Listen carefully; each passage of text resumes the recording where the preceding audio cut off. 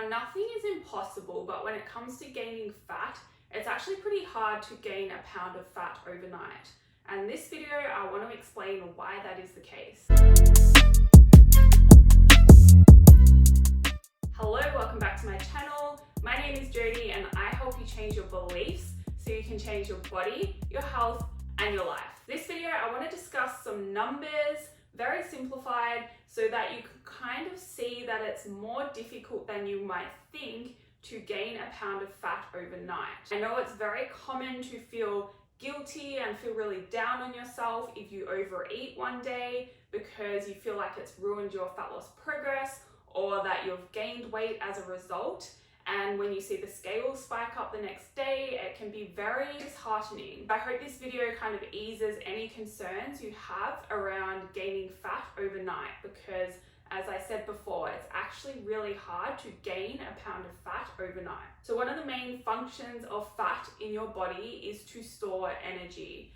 And when you look into it, what they found is a pound of fat actually contains around 3,500 calories worth of energy. What that means is for you to gain a pound of fat overnight, you would have to eat in a single day your normal food intake, so your total daily energy expenditure, your maintenance calorie intake, you would have to eat that plus an additional 3,500 calories worth of food. So you would have to eat in a surplus of 3,500 calories, which if you have tracked your food before, you would know 3,500 calories is actually quite a lot of food. You're going to feel very, very full. Whilst it is possible that you could eat your regular food intake plus 3,500 calories in a day, it's very unlikely that you would actually overeat by that much. Now, I'm sure you have experienced the scale spiking up by a pound or more overnight,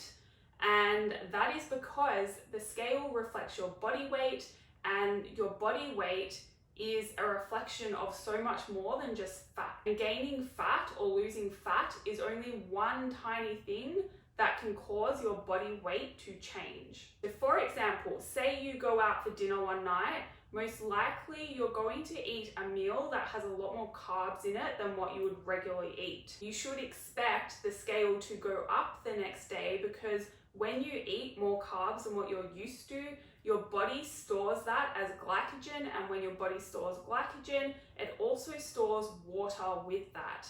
So when the scale does go up, it's because you have replenished your glycogen stores and you're also holding on to more water. If you go back to your regular eating patterns the next day, you can expect the scale to go back down again as you use the glycogen and you lose that extra water. That's just one example of what can cause the scale to spike up overnight, but I hope you understand now that to gain a pound of fat, for that pound or more to actually be 100% fat, you'd have to eat a whole lot more food than what you probably have eaten if you do have a cheat meal, or if you have a binge, or if you have a bad day where you just go off track and you overeat. Very unlikely that you've actually hit that number plus your regular food intake to gain a pound of fat. Now, this also works the other way with fat. It's different with muscle. So with muscle stores about 600 to 700 calories worth of energy. And so that is why if you are losing muscle and not fat, the scale will go down faster than if you are losing just fat.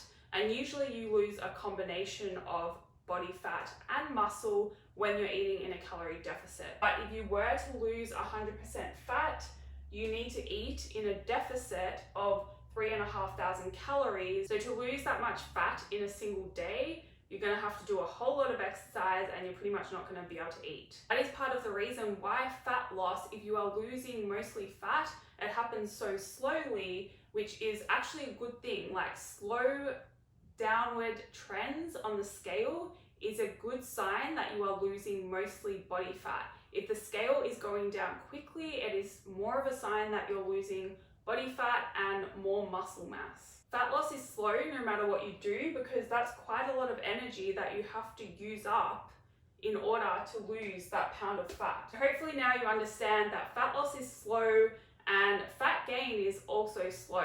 So if you go over your calorie intake by a day, by a little bit, it really isn't going to ruin your progress. If you go over it in a day by a lot, it's also not really going to ruin your progress. So don't worry about it. Learn to understand the scale instead. And just remember, fat loss and weight loss are not the same thing. That is all for this video. If you have any questions, please send me an email. I'm going to link an article below that will help you learn how to work out your total daily energy expenditure and create a calorie deficit so you can start losing fat if that is your goal. Thank you for watching, and I will see you in the next video.